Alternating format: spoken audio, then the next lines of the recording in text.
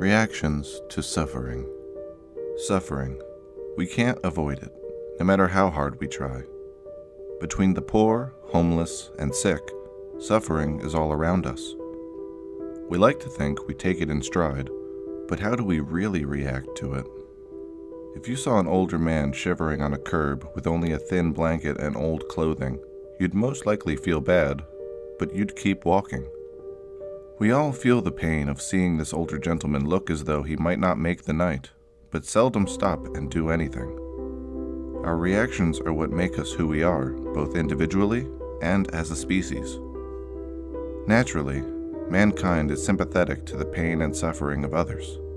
Psychologist Edward Titchener translated the German word Einfühlung, meaning feeling into English in 1909. Turning into the word most of us know today as empathy. However, feeling bad for somebody is not empathy, despite what most people think.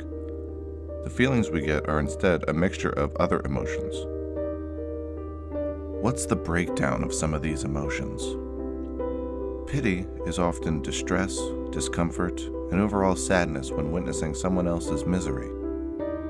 If you were to see someone yelling at their significant other, you will most likely feel sad for them and look on for a few seconds before moving on. Pity is the acknowledgement of another's pain and that you feel bad for them, but pity does not go beyond this. Like bait is another example of pity, where someone online posts a photo or video to make their viewers feel bad and at the end says, like, repost, reblog, retweet, share if you understand X's pain and want to help. Of course, a like won't help their suffering. It's just helping the poster by giving them likes on something they posted.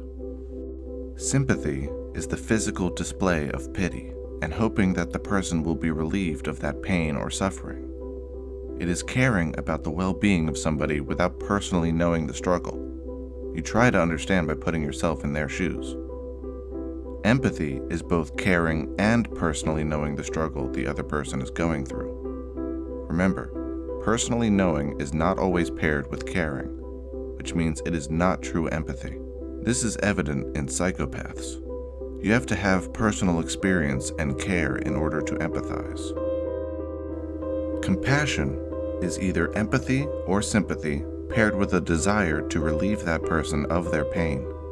With compassion, you actively seek a solution. You do something with your sympathy or empathy rather than just walking away. It must be noted that altruism is very different from empathy, sympathy, pity, and compassion. When someone acts altruistically, they are acting on the basis that it is the right thing to do, not because they feel bad. Altruism can be detached and emotionless, as it is not buried in personal emotions, only in doing the perceived right thing. One way that altruism can backfire is being ignorant of pain, not understanding the problem, but trying to fix it anyway. A good example of this is replacing a child's old broken toy that holds memories because you believe it is the right thing to do. However, by replacing this toy, you are tossing out all the memories they have attached to that toy. So, if you were to see that same old man shivering, what would your reaction be? Pity? Sympathy? Empathy? Would you give him another blanket out of altruism or out of compassion? Write your answers below, and don't forget to subscribe for more videos about human emotions.